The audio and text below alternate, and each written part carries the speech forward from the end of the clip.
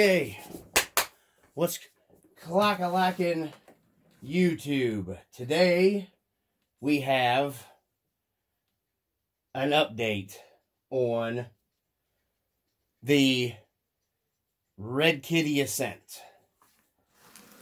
So before I get into this video, I just want to go over a few things so everybody understands. I am not sponsored, paid, given any damn thing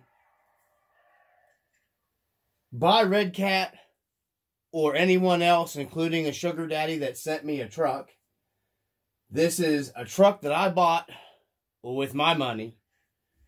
Got a little bit of a discount at the hobby shop. And not just a little bit. Just not even to do these videos like this, just to kind of say, hey man, you got it here. So nobody has sent me anything or asked me to really technically do these videos or anything. Some may say saying this truck is worth buying is a disservice to the hobby. You know, I'm going to be a little rude here. I think those kind of people can just kind of kiss my ass. Much love in either way. Just saying. I'm just telling it like it is because that's how I am. You know, this truck, $299, $289. You can get on A-Main right now. They got a $25 off coupon. You can get on there and buy the Ascent.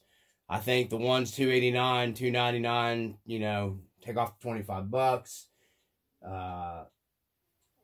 If I'm not being rude again, but if you can't see a value in that kind of price, then maybe you should go back to school and take some math classes. The truck's definitely worth that. If anything, it's worth that to buy for the axles, because look at the price of the axles alone. You know, I mean, that's just kind of mentally incompetent, I feel, to say that. So with that out of the way, that I have no skin in said game of said Redcat or anyone else. RC four-wheel drive stuff I do, no skin in that game. Absolutely no skin whatsoever, except for what's on my body. So let's get into, yeah, today's what we got here for an update. So those who know will know. What I've done to this thing, make sure we have it in the frame here. I'm a simple man. Lots of changes, guys. First off, on the bench, you'll see I have my El Cheapo Wapo scale that does grams, pounds, ounces, blah, blah, blah, blah. I was able to remove, number one, this truck has a lot of unnecessary items when you start modifying. A lot of unnecessary items right off the bat, no matter what.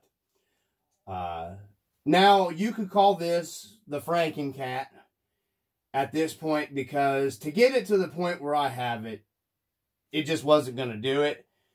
You know, this thing really is performing really well at this point. I haven't taken it out. I'm going to post a video. Actually, I'll just go ahead and do this, and I will post a video. I'm going to stop this, and there'll be a little video that's around 5 minutes of me on a rock section playing with this thing. So that'll be now. Gotta come to the outside of this one and steer into it a little bit. I thought I hopped it to get it started. Yeah, okay. I need this tire to stay. It's like one felt swoop, you gotta stay on it to get up this. I hope the camera's picking up how steep that is, guys. Yeah, we're on the steeper side right now. Doing it. So, yeah, we're on the steep side of the rock face here. So, we made it all the way. I'm going to back down this, and we're going to see, I'm going to test to see if the front of this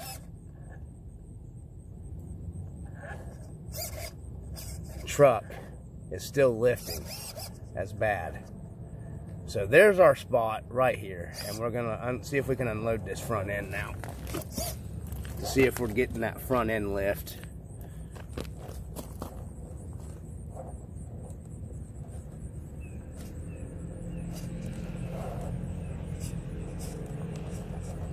I'm gonna try to drive it to get our back tire out of that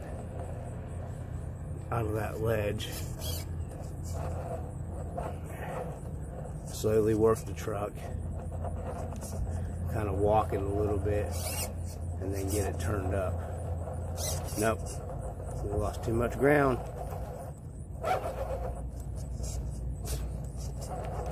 Don't want wheel speed here. There we go. And it is not lifting.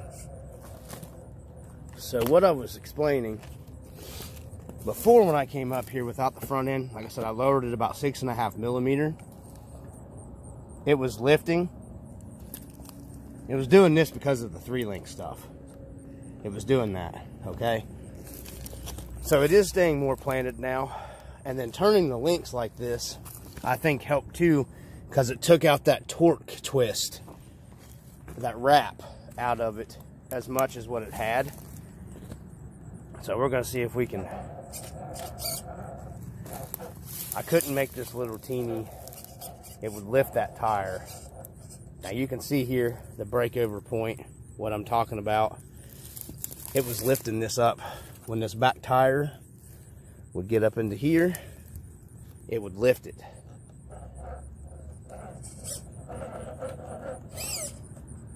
I gotta get my angle of the dangle. Yeah, see? And it's staying planted there now, okay? So this spot is definitely lowering that down made a huge difference in the front end up here. Like I said, we dropped it, we measured it about 6.5 mil. So I'm gonna have to get some better foams for these tires. I think I'm gonna get crawler innovations probably for it. I gotta do some research. These are still working. It's just, yeah, they're wore out, but they're definitely working.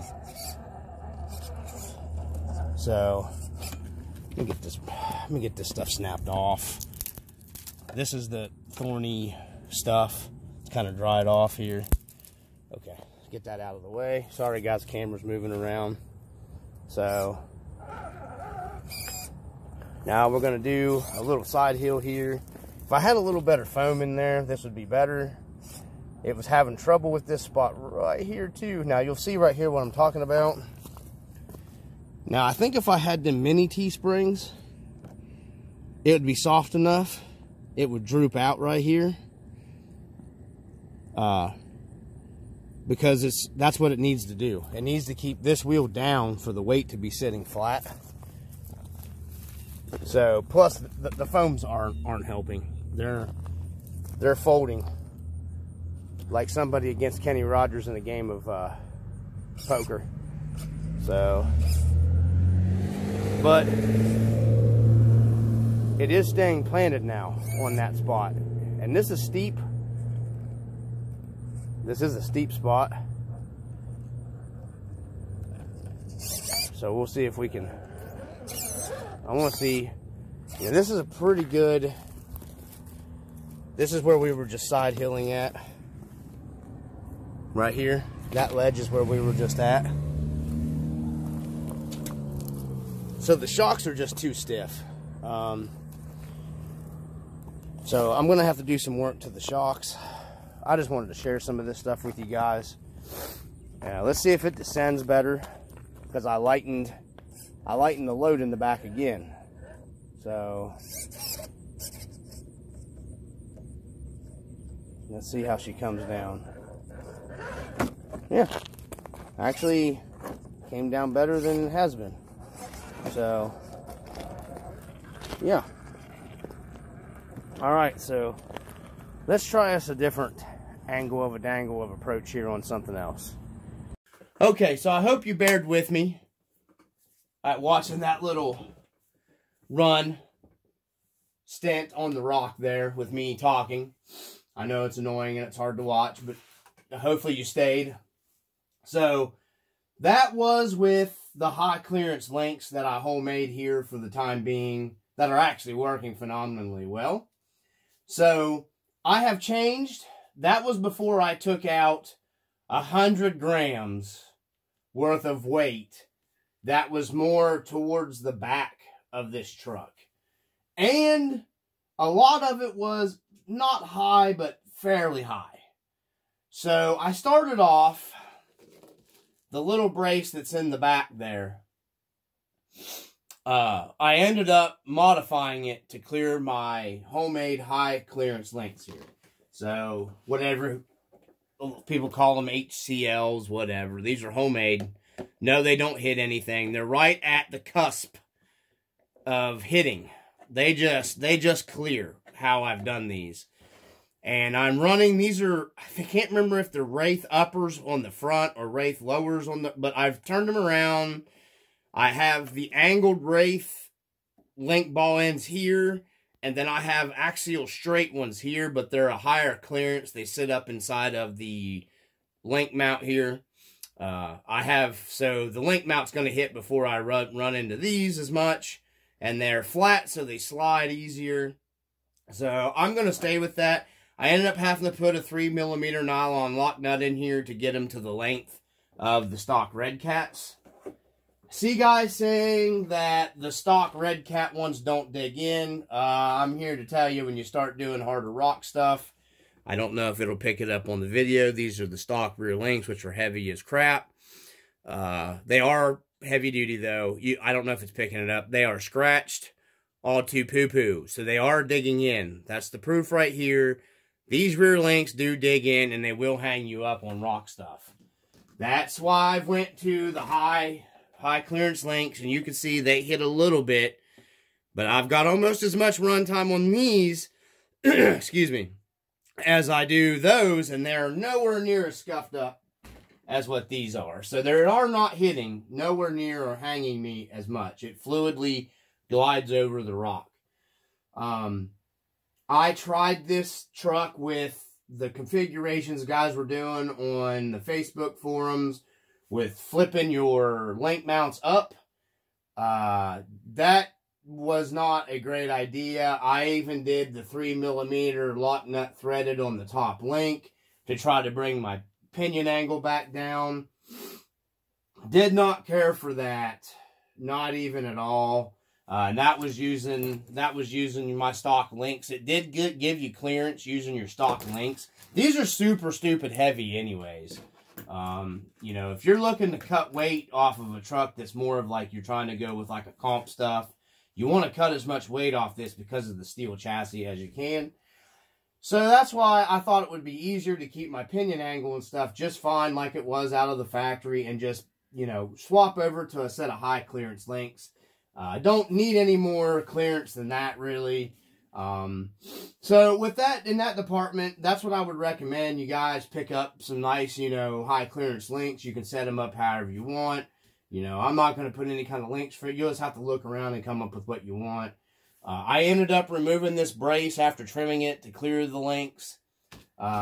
It was just, it wasn't needed. This chassis is built like a 3/4 ton Chevy pickup truck. It's super heavy duty, so you don't need all that bracing. I also did away with the rear bumper.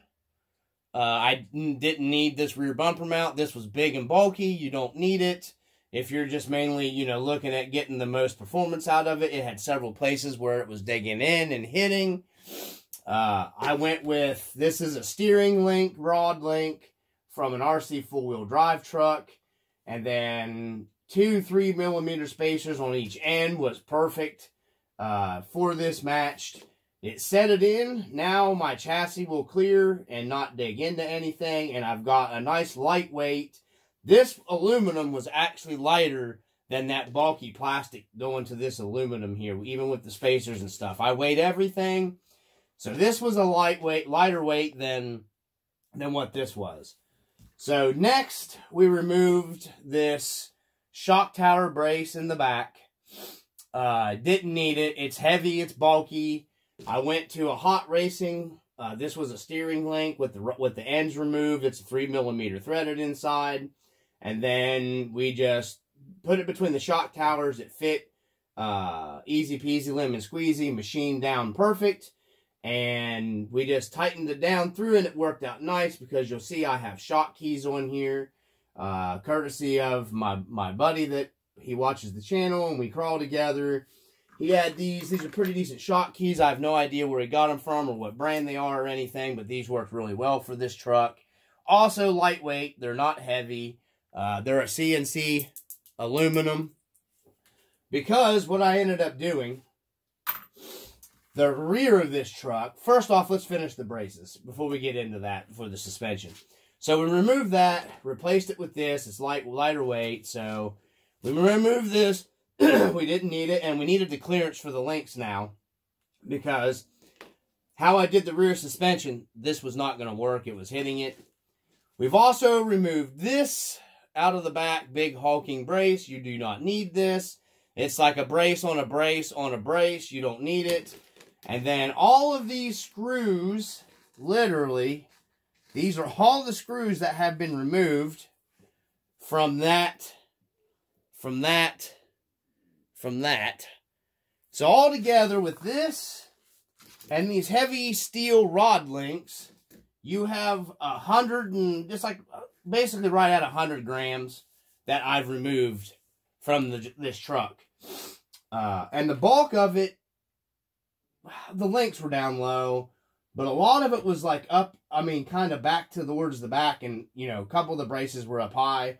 So I've got to go back out. I mean, it did well with this stuff still in here, but with it removed, I think it'll do a lot better.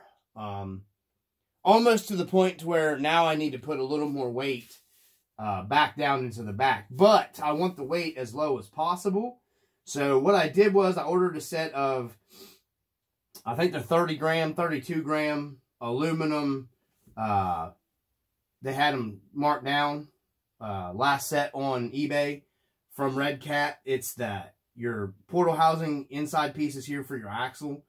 I decided to go ahead and upgrade to those to keep these aluminum, so I have an aluminum mount over here, and then I'll keep the plastic housing, so if I break anything, I'll break the plastic housing, and I don't really give a crap about that because it's plastic housing and they're cheap. And that keeps me from putting like brass diff covers on it because I don't want to put no more brass. So I think the aluminum will be a little bit better than the brass, and I'll have the aluminum down here because I get the strength of the aluminum, and you get a little extra weight down low, super down low. So let's get into, since we've covered that, that's what we've changed back here. The high clearance links, removed 100 grams. We got way more. I'll put a collage of like the flex, bench flex. Everybody loves the flex. Everybody's got to have that flex. So with this setup, according to some of the comp guys, now this is the competition guys that I've talked to online here. Most of them pretty cool guys. And a lot of them have a pretty good amount of experience. They tell me basically what you want for suspension travel is basically what the size tire that you're running. So if you're running a 4.75, look at getting like a 4.75 or around that worth of suspension travel clearance. So basically being able to, you know, take your, you know, truck, and then I don't have one down here. You want like a 4.75 tire. I have gained, there's my fist, I have gained quite a bit on this. I tested this yesterday. It has exactly, a little over 4.75, just a little bit. It's got closer to 5 inch in the back. And then it's got right at like 4.5 right now in the front with everything flexed up. So, I don't know if I can do this on the camera here. I'll put a collage of the flexy. So, there's the front end. Get it to sit down on the corner there. So, we got, there's the flex of that one. we got right at what we're according to what the guys that are, that do a lot of the competition stuff here. Basically, that's what they're telling me. That's what I want. So I pretty much achieved that. A lot of changes up here in the front as well, too. But we're still focusing on back here. So I'm going to stop this video, and I will add the collage of the truck on the bench here in different various positions right now.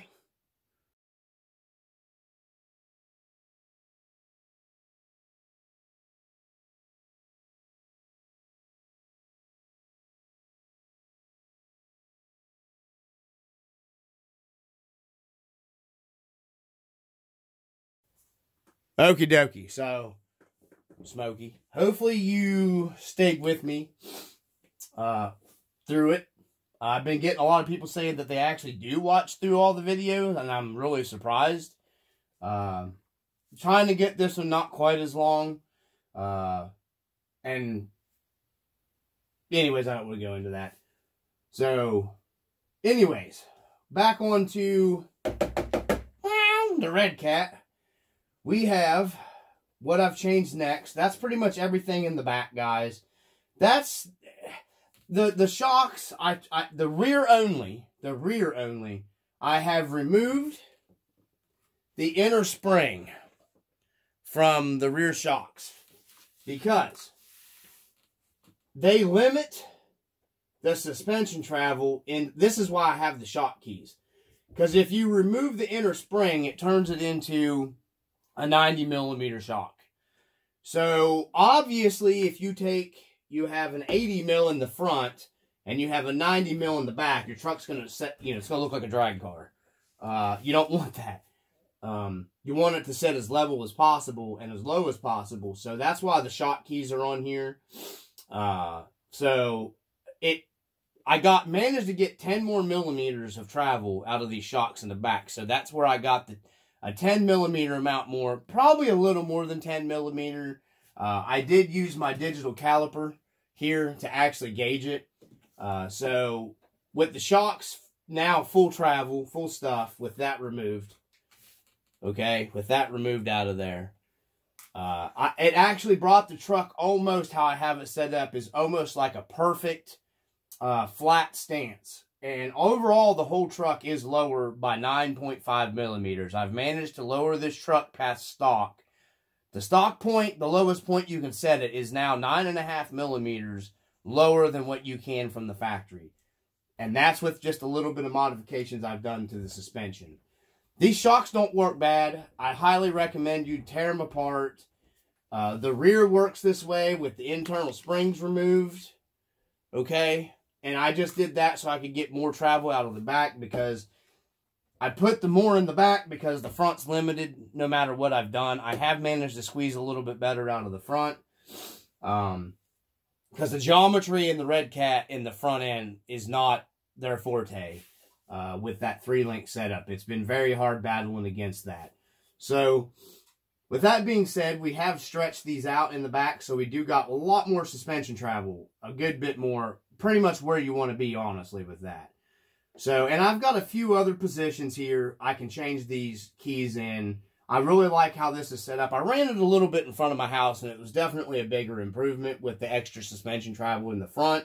And I'm getting more push up over obstacles with the longer suspension travel. It's allowing my front end to reach up more, and it levels out a little better. So I got to get it back out there to that rock section and actually see for sure, but I'm pretty sure I'm on the right track there. So we'll go ahead, we'll spin it around before we remove the body. You'll see on the front here, you'll see the body had to be modified because I've lowered this thing. It's not because I've lowered the body. The body has not been lowered.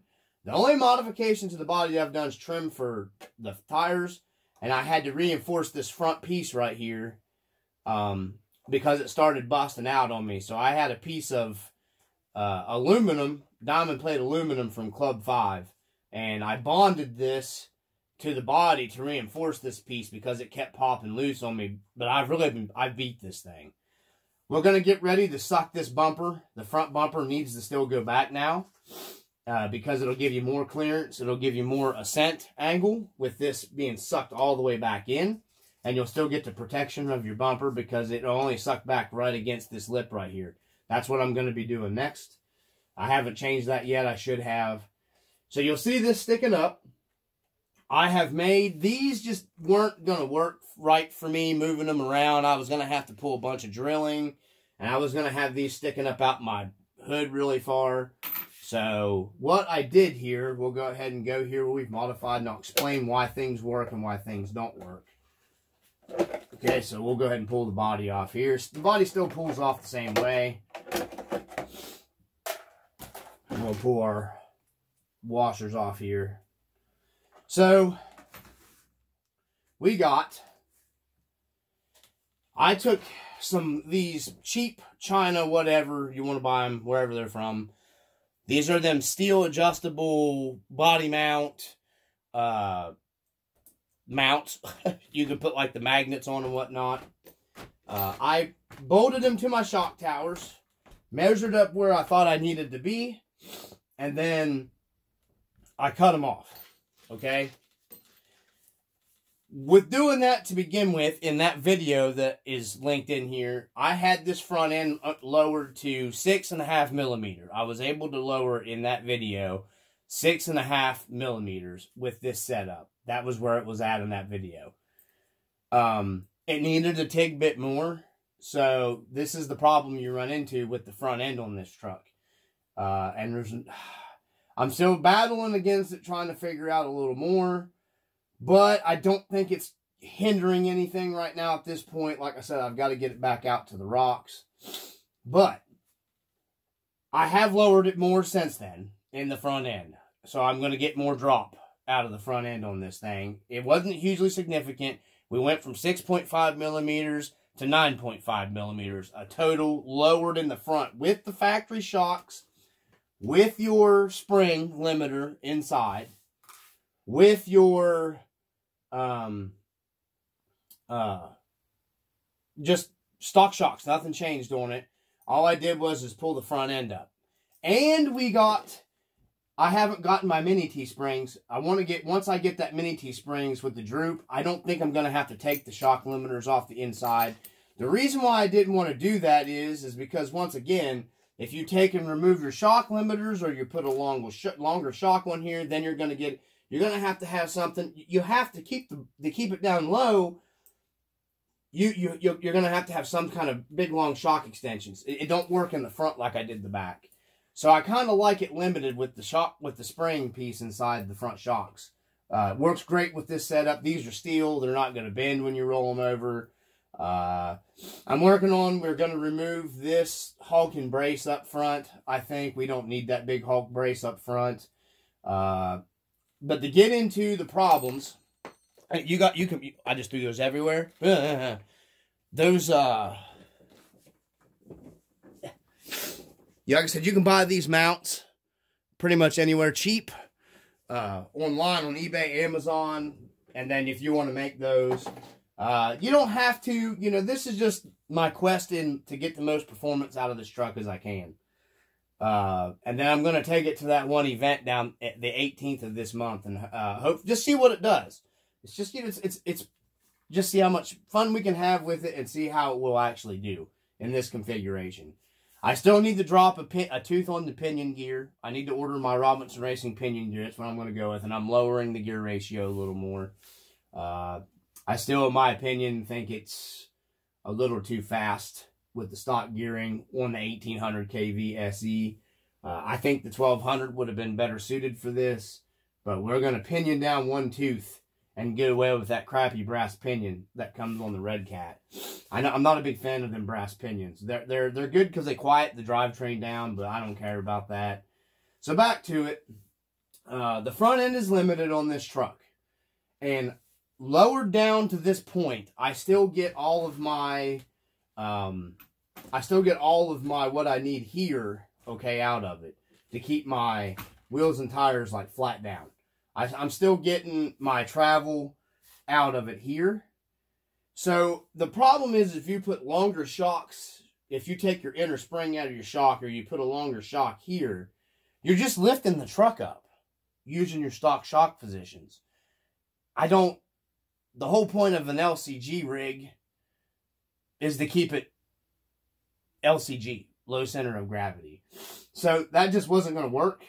And even if you put that longer shock on here, it really, you're only going to go so far even with this, because now I'm at the point at the end. I'm getting the travel out of the front that I had. Okay.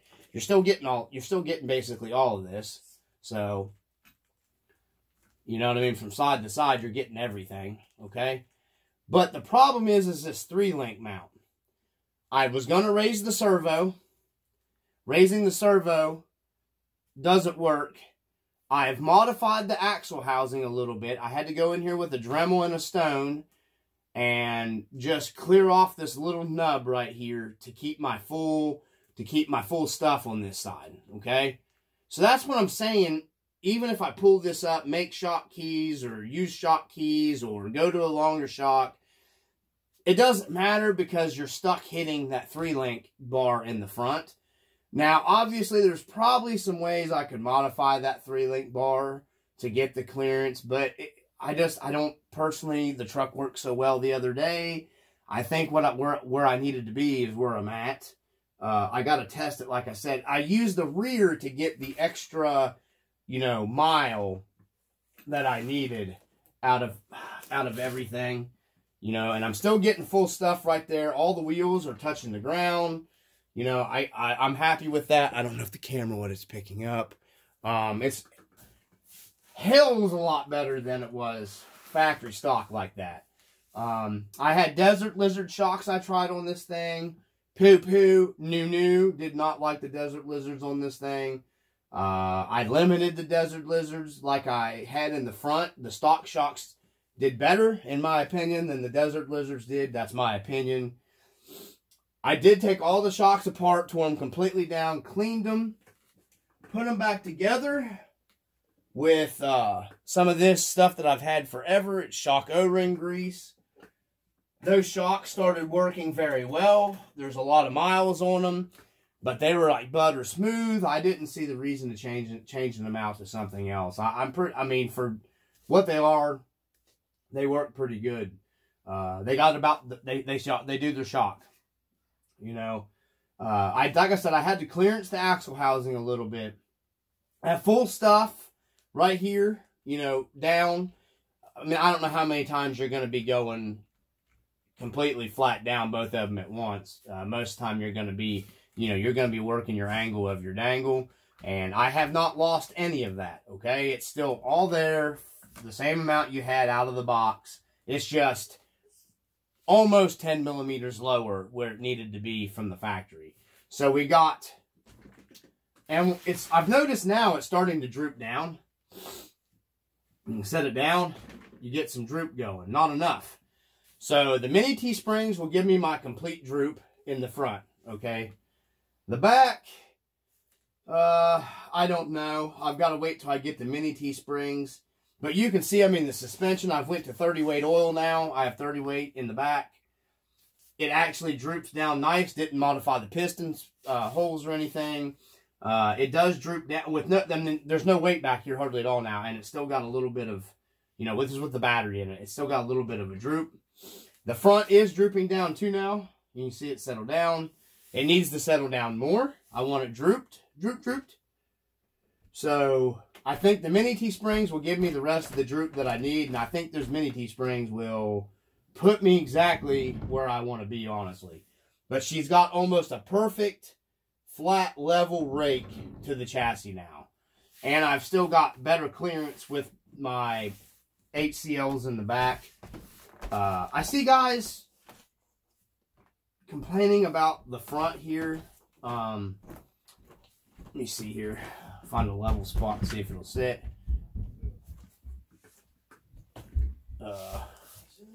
My table's not level enough for that, so, and still get it on camera. Maybe back here. Anyhow, just turn your front links in, guys. This one does rub the drive shaft. It scrubs it just a very, very, very, very little bit with it turned up. But that still gives you the clearance. You can see I am digging in on those front links a little bit. They are dug in, but I'm doing some pretty rough rock stuff. The only brass video on the Ascent. Little Dungeon Master's not in school today. She's down here with me. That pretty much eliminated my bump steer issue that was there, lowering this front end down. Like I said, guys, it does, you know, I get full articulation of what it had before, and it just barely touches my 3-link bar up there. It just barely touches the 3-link bar. So, I pretty much got it set, guys. I just need those mini T-springs, and then we're going to go out for testing. I can always drop this back down a little bit if I need to raise it back up a little bit. I can move my shocks in here to raise the back up to clear, to be exact, you know, pretty much level where I want to be. So we've gotten miles and miles of smiles on this truck. I think I guess I'm doing a disservice to the hobby. According to some, I think it's okay. I think it's worth buying, in my opinion. Would I buy another one? Yes, I would buy another one of these. I'm going to buy another one of these. I'm going to get the red one. Especially with that $25 off, I get the extra money, I'm going to buy it. You know, some others have said that it doesn't even make a good trail truck. They're crazy. Yes, you can make anything good. I have put some hours into this truck figuring it out. It is not loaded with brass. The only brass weight on this truck is the counterweights in the front. That's it. There's no other added weight anywhere. And the trail wheels are a little heavier. The best thing I can tell you is take the stock tires and wheels off. The stock tires are usable. They're not great. You know, they're usable. They're okay trail tire. Personally, they're $30, I think, new. There's other tires that are better. I wouldn't pay the $30. That's just me personally. I'd just spend the extra money and buy something good. Either like a J-Concept landmine. You can get the ruptures if you can get them. They're banned from competition stuff, is my understanding. These high racks have been fantastic. They've been used and abused. Any of those tires, I'm sure the hunks from Jake. I mean, I think all those tires perform pretty well. I have experience with the landmines. I love the landmines that I had. They seem to wear out a little faster. I am getting a set of landmines and a different set of wheels for this truck. I have the wheels here, and the only reason why I'm doing that is I wanted a little more. I wanted some bling bling thing. And they're offset to give me a little more width, because that's another downfall of this truck. It's too tall out of the box, in my opinion.